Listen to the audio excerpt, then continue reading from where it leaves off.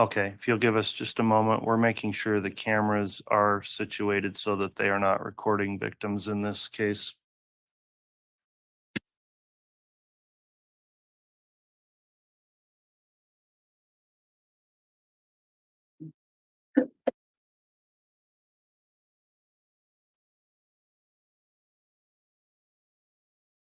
I'm also going to note and reiterate that instruction. These statements are not under oath, nor are they subject to cross-examination.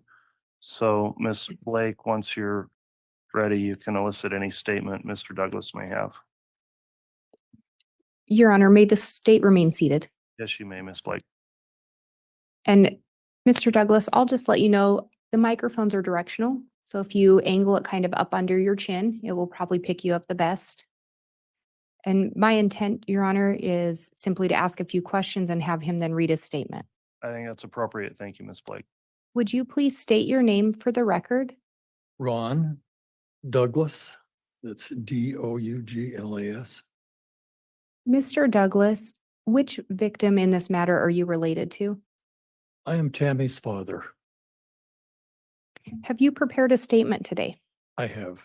Would you please read your statement for the record? Before moving to Idaho, she lived 1 block away. It was difficult for us when she moved. We'd had daily interactions with her and the children. After they moved, we drove to see them for all of the children's weddings and graduations. Our last visit in Idaho with them was in March of 2020. My wife made me promise to return and visit the kids after she passed away. My wife passed away last June.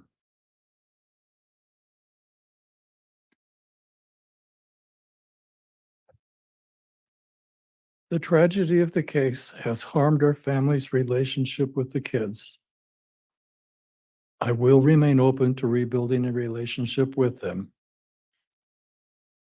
It makes me angry, and it destroys me to know Tammy was treated how she was. I find it comforting to know that Tammy is resting peacefully in Utah, buried alone, and near her beloved mother. Thank you, Mr. Douglas. All right, you can go ahead and step down, Mr. Douglas, and I'll have the state call its next victim for an impact statement.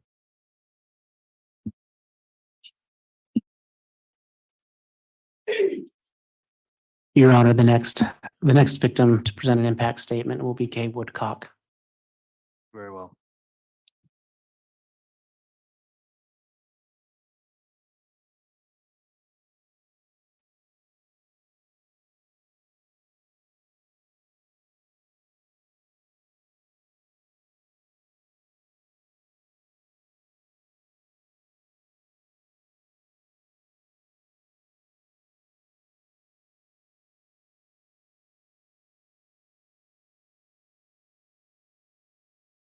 Okay. All right. Thank you. Mr. Wood. Thank you. Ms. Woodcock, we know you've already testified in this case, but can you remind the jury which victim you were related to? Am related to JJ Vallow. He was my grandson, and Tylee Ryan is my step niece. Thank you. Did you prepare a statement, a victim impact statement today? Yes, Will you please read that for the jury? sure. Today is an incredibly difficult and bittersweet day. I am filled with pride as I remember and speak about what an amazing grandson we had, and grief-stricken at speaking about how devastated I am in his loss. I stand here today, I sit here today try and explain the immense pain that me and everyone in my family continues to endure daily. But how do I do that? What words carry the strength and impact to really ensure you feel the joy and love that JJ created and the impact of his death. There aren't any. No words can truly describe and fully demonstrate the depth of pain his death has created in our hearts and our lives. The loss of a grandchild is immensely painful under normal circumstances for any grandparent. The death of a grandchild at the hands of another brings pain that is indescribable. If you remember, JJ was born with the name Canaan Todd Trahan. He was born May 25th, 2012. He would have celebrated his 12th birthday just a few short days ago. I will call him Canaan while I talk about his first year of life because that is who he was then. He was born a fighter, 10 weeks premature, weighing in at a tiny but mighty 2 pounds and 14 ounces. From minutes of being born, he was transferred to a hospital with a neonatal intensive care unit where he spent weeks fighting to grow. He was about 2 hours old when I saw him for the first time. Seeing him, I knew he was my grandson. He was the mirror image of my son, Todd, his biological father. Todd has always loved him and always will. Canaan's death has changed his life forever.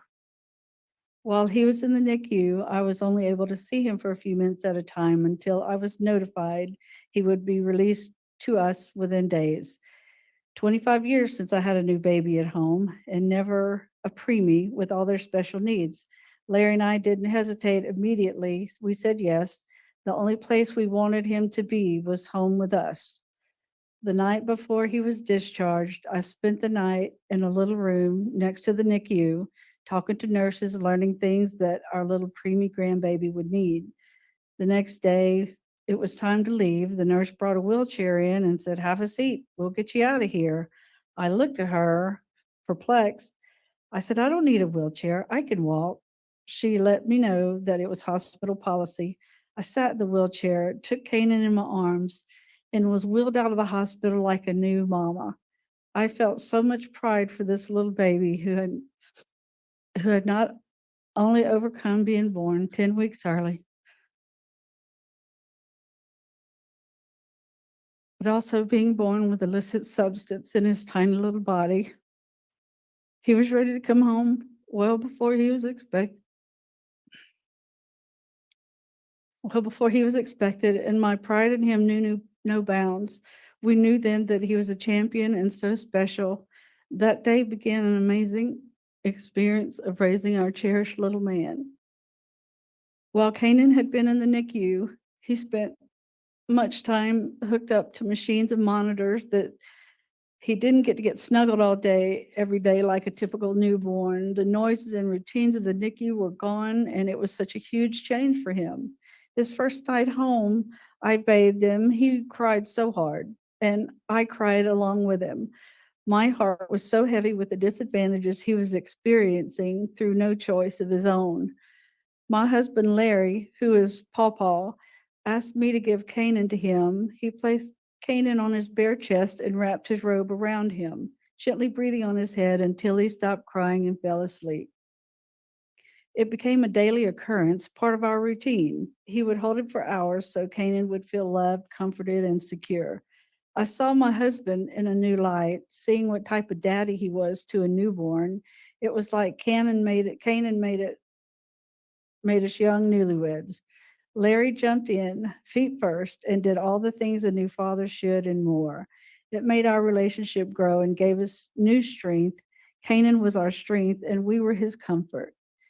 His first 6 months, we went to countless doctor appointments for his host of medical problems. We went to appointments with doctors for his heart, kidney, urology problems, speech, occupational therapists, and regular pediatricians for the things that every baby does. We were always on the move, going from one doctor to another, constantly working to ensure he thrived and grew. That, along with loving him, was our number one priority.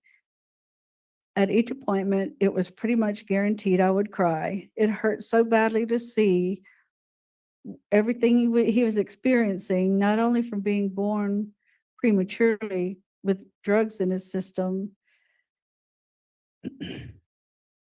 The decision was made to place Canaan with Charles and Lori after they approached us with their desire to have a child of their own. We agonized over the decision but knew from our past interactions with them that it was the right one. Charles and Lori were granted custody a few short months later. It was then Canaan became JJ. It was happy and devastating at the same time. We loved raising him. We gave all our love and energy, ensuring he grew, thrived, and knew what unconditional love. That time was priceless, and his growth and milestones were evidence of our love for him. But we knew this was the best decision for his future. To have siblings and access to the types of schools and services we didn't have available in Lake Charles. When he left, I felt a grief that can only be compared to the grief of losing someone to death, which is now a feeling we all know too well. We barely made it 30 days before we were standing on Charles's steps, ready to love on our baby.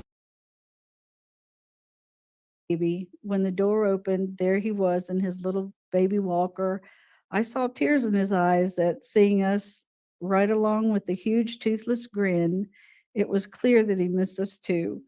Before I could take a step, Larry swooped him up in his arms, and at 11 months old, he wrapped his tiny arms around Larry, laying his head on him. The connection was still so strong.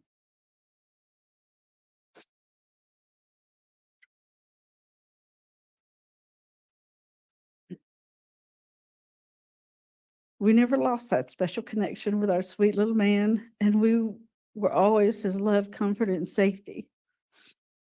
It is soul crushing that his energy and adventures, oh goodness, wait, hang on.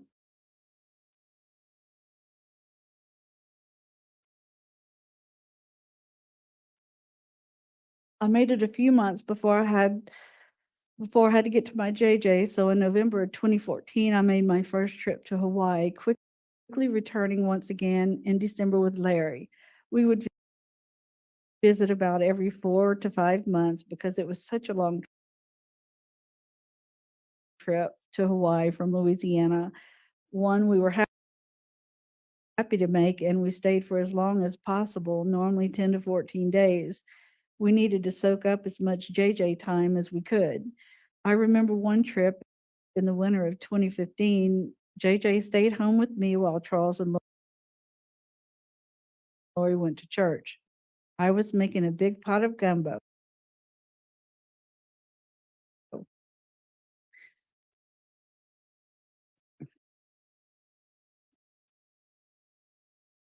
I had to bring a little bit of Louisiana to Charles, and JJ was excited to help me.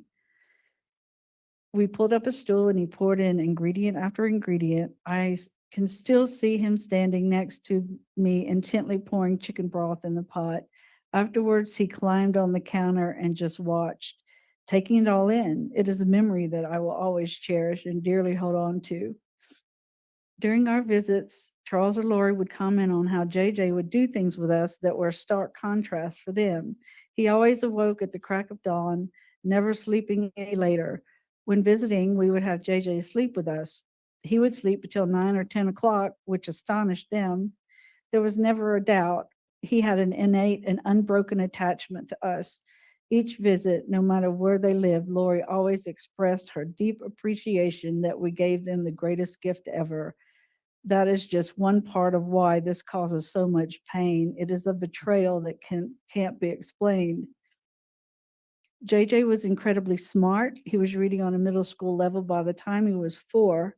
I remember being in a store with him on the aisle with eye drops, and there he was reading off the labels: Visine, Cysteine, antihistamine, one long word after another. I hadn't seen him do that before, and I was blown away. He was brilliant. He would occasionally stumble on a syllable, but we took the time to go through and help him figure it out. But wow, the amount of awe I was in still makes me smile and feel the same pride I did that day. As he got a little older, he was enrolled in a private academy in Arizona, which focused on every aspect of educating and empowering children like JJ. He loved his school and they loved him. It was there where it was discovered another level of brilliance JJ possessed. I remember when Charles told us he was a math savant, he could calculate anything. I continually wonder what he would have become, what type of man would he have become? Not only was JJ smart, but he was also fun, a very contented child, healthy, compassionate, and empathetic. JJ didn't show his empathy and compassion with hugs and kisses. In fact, you had to chase him down for those kisses. Instead, he showed his empathy and compassion with gentle touches and soft tones when he spoke. He would constantly stop to ask people if they were okay, if he could see they were hurt. His world was fascinating and exciting due to his huge imagination. He would put on concerts for his stuffed animals under our enormous tree, playing the drums on buckets, pots, and pans. The joy he exuded and shared can't be measured. I loved watching him, taking him in and seeing how he approached the world.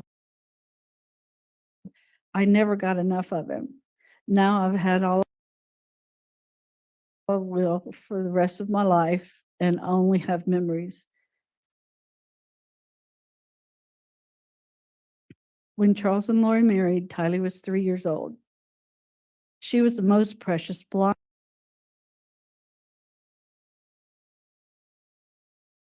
blue-eyed little girl. Tylee was an absolute mama's girl, which there was never a doubt. I was thrilled to have a new niece, especially one as sweet as her. Larry and I were driving to Austin, Texas to visit them on one of many visits, and we passed a roadside stand selling swings made from old tires. I saw one that was a horse complete with a saddle and stirrups. I grabbed Larry's arm and said, "Stop, we have to get that for Tylee." Her brother Colby and stepbrothers Cole and Zach were always around her. She needed something just for her, and she loved it. Tylee was 9 years old when JJ became her little brother. She loved him so incredibly much, and he loved her right back. She doted on him, and he loved every minute of attention he got from his big sister. That love is displayed in the last photo taken of them together at Yellowstone, both grinning and hugging each other. As a big sister, Tylee would put notes on her bedroom door, one being "Do not enter." As you can assume, even though JJ could read and interpret words and their meanings, it didn't mean he listened. After all, isn't that what little brothers do? He would burst into her room. She would laugh, tease, and tell him to get out. I think she did it on purpose just to joke and play with him. It was hilarious to see them interact and warmed our hearts seeing them together. JJ adored our niece Maddie. On her 8th birthday in October of 2020, we were celebrating and singing happy birthday to her. The glow of the candles shining on her face, the huge grin that kids get during the singing hit me like a truck. I took the keys from Larry and went to the car and just bawled until I could compose myself enough to rejoin the party. It was the moment I knew that JJ didn't get his 8th birthday song, and it broke me. It was just so wrong. He didn't get to have that joy and feeling of love and celebration of his birthday. It is now grief that we are confronted with yearly, a stark and blaring reminder that we are never going to be able to celebrate that joy with him again.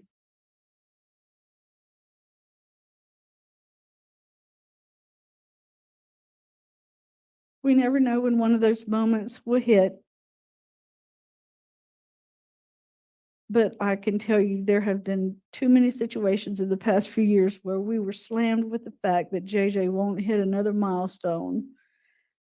JJ loved school, loved his families, friends, and cousins, especially his cousin Braxy, Brandon Boudreaux's oldest son. Those two had such a special bond and love for each other. There were so many lives he touched that feel the immense pain and loss of him being gone. 4 of our grandchildren, near JJ's age, often tell us how they love and miss him. It is heartbreaking to have a conversation with an 11 or 12-year-old. How do you make them feel okay about it or safe? So yes, this is our life now, trying to comfort our other grandchildren while they try to comfort us. The constant question remains, who would he have become? What kind of man would he have been? Would he be a famous scientist with incredible math skills? Would he be, what would his amazing imagination have bloomed into? Would he have been the next Albert Einstein, Steve Jobs, Tim Burton, Elon Musk? We will never know. But we do know how incredibly special he was to us and now to countless others just by looking around this room. I can't express just how much I wish I could have more time to create memories with him and with Charles.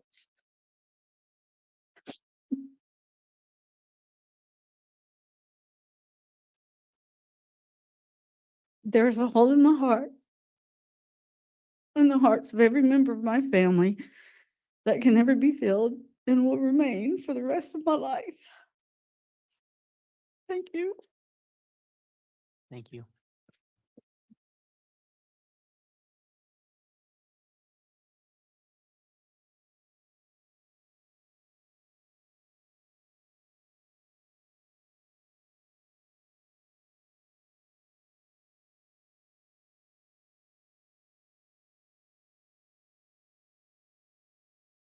All right, thank you. The state can call its next victim for an impact statement.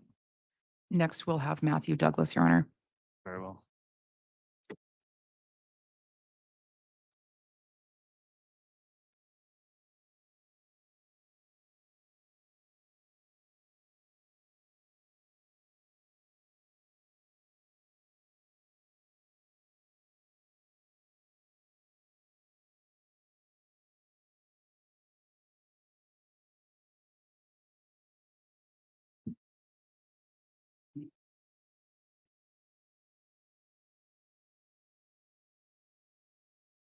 Good morning. Morning. Can you please state your full name and then spell your last name? It's Matthew Ronald Douglas, Douglas. Thank you. And if you wouldn't mind, would you pull your microphone up just a little bit? Thank you Okay. very much. Would you tell the jury who you're here to talk about today? I'm here to talk about my sister Tammy. Thank you. Did you prepare a statement? Yes, I did. Would you please read that statement at this time?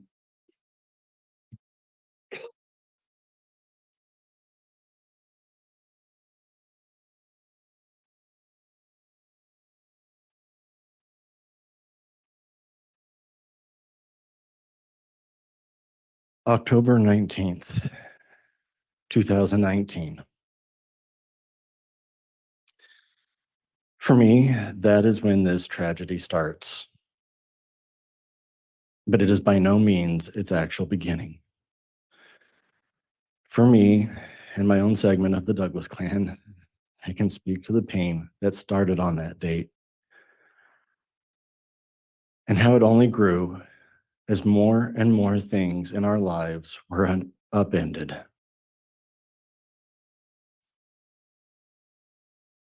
To those I speak to, I have come into this ordeal far into the timeline of things and have the thankful luxury of hindsight and having information neatly presented or as neat as life can possibly hand you in these circumstances. You're all on the outside looking in. For those of us directly affected,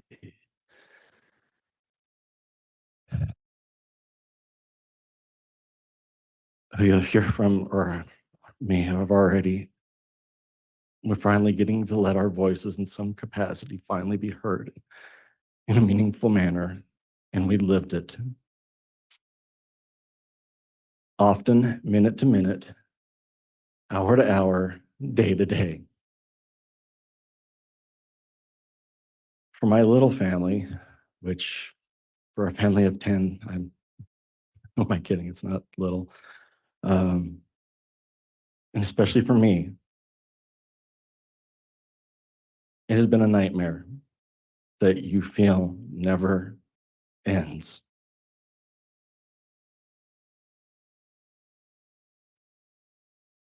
A continual cascading escalation of what's next. Every time I felt I started to grasp an element of control, if such a thing can exist, of my grief over the loss of my oldest sister, something new came along and ripped it open. Hearing from your siblings that your brother-in-law has remarried and kept it from your family weeks after the fact. That's painful. Hearing the day after our family Christmas party, the first without her, that her body had been exhumed, and at the time not knowing the depth of why. That is gut-wrenching. And then the world goes upside down and topsy-turvy further. Like you're being caught in a cheap holiday snow globe, thrown about and feeling like everything is obscured. Missing kids? Wait, there were kids? Now my brother-in-law and his new bride have fled from Idaho to Hawaii for what? And everybody at this point knows the evidence presented, the details big and small, many I still can't wrap my head and my heart around. The chain of events more clearly than I need rehash. Things happened so fast.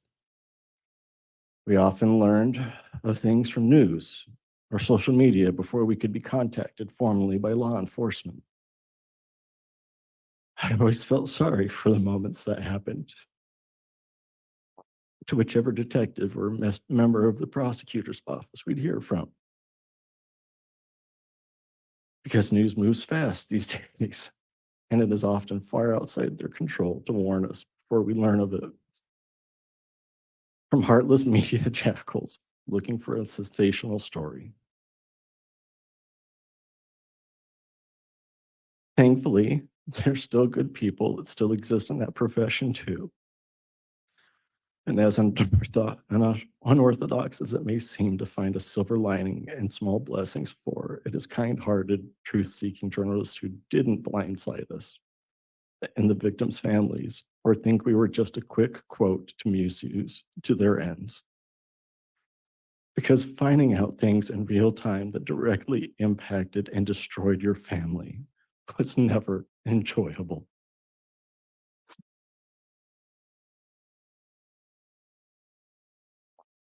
Finding out how much deeper the rabbit hole went in this with no consideration for our pain. And the continued impact on us all. I don't wish that on anyone.